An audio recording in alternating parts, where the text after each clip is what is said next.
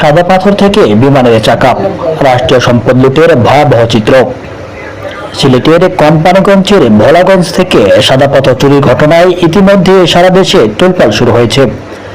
দুদকের তদন্তে জানা গেছে, স্থানীয় রাজনৈতিক নেতাদের সরাসরি সম্পৃক্ততায় প্রায় 40 লাখ ঘনফুট পাথর অবৈধভাবে তুলে নেওয়া হয়েছে গত এক বছরে।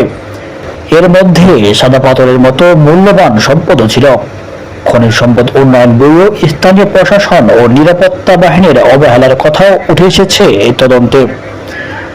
কিন্তু প্রশ্ন হচ্ছে, এখানেই কি শেষ? আমরা দেখেছি প্রতিটি সরকারের সময়ে রাষ্ট্রীয় সম্পদ লুটের ঘটনা ঘটে থাকে। কখনো তেল, কখনো গ্যাস, কখনো আবার কয়লা চুরির ঘটনা। এবার সেই তালিকায় যুক্ত হলো একেবারেই অপ্রত্যাশিত এক কেলেঙ্কারি। শুনতে অবিশ্বাস্য মনে হলেও সত্য। বাংলাদেশ বিমান এয়ারলাইন্সের 10টি উড়োজাহাজের চাকা চুরি হয়েছে। কর্তৃপক্ষের পক্ষ থেকে এ নিয়ে থানায় জিডি করা হয়েছে এবং তদন্ত শুরু হয়েছে।